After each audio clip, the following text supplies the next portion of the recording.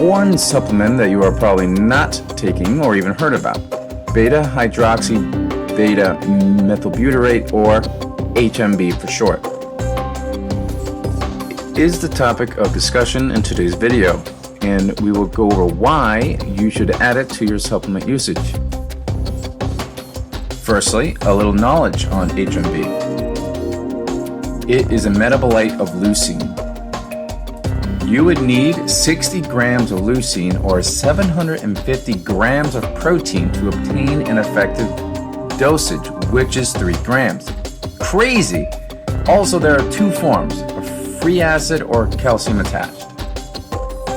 According to Fuller et al. In 2011, the FA form has improved bioavailability and thus has a greater uptake. In fact, according to Wilkinson et al. 2013, 3.4 grams of HMB-FA increased muscle protein synthesis by 70% and decreased protein breakdown by 56% on human skeletal muscle. But the majority of trials on HMB are in calcium form, so this randomized, double-blind, placebo-controlled only looked at the free acid. Let's look at the RCT in question by Wilson et al. In 2014 in Springerling. The results showed that HMB-FA enhances hypertrophy, strength, and power following the 12-week resistance training program and prevents decreases in performance. Let's take a deeper dive into the study. The participants were all young males and resistance trained. It doesn't explain their experience level, which is important to note.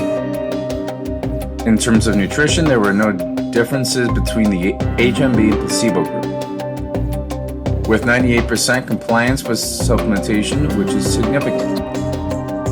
Here are the results in muscle strength and power, and the results are significant.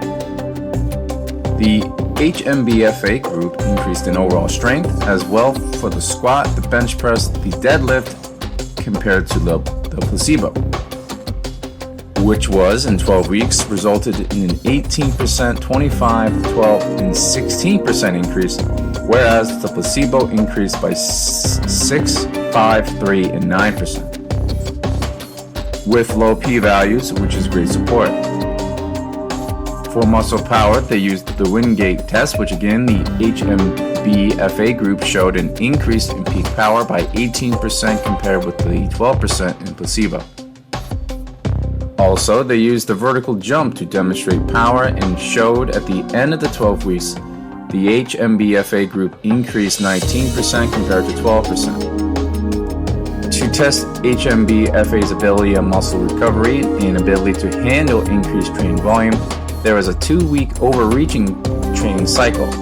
That's when you do high volumes of intensified training and you get a very tired body and muscles, and your performance starts to decline noticeably. The results showed decreases in strength for both groups, however, significantly more in the placebo group.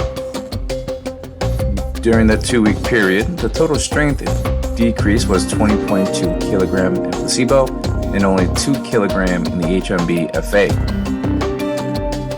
Onto the body composition and muscle measurements side of the results. Again, all significant. The HMB-FA group showed an improvement of over 7 kg of lean body mass compared to a little over 2 kg in the placebo group. An improvement of a decrease in fat mass of over 5 kg compared to almost 2 kg in the placebo group, as well as quadriceps depth of over 7 millimeters compared to a little over 2 millimeters in the placebo group. On to the muscle damage, hormonal status, and performance recovery scale results. Cortisol, a biomarker for inflammation, showed a significant decrease in the HMB-FA, while the placebo group increased during the 12 weeks. HMB-FA group blunted the rise of creatine kinase, which is another biomarker for inflammation, compared to the placebo group during the overreaching phase at weeks 9 and 10. In fact, the creatine kinase rose 108% in the placebo group, whereas the HMB-FA group decreased each week. Lastly, the recovery score showed a significant feeling of recovery at week 8 and week 12, whereas the placebo group decreased after the 12 weeks. These findings suggest that HMB can augment increases in hypertrophy and lean body mass in trained populations so long as the training stimulus is of great enough relative magnitude to cause significant and frequent perturbations to skeletal muscle. HMB supplementation may be reflective of the measurement technique.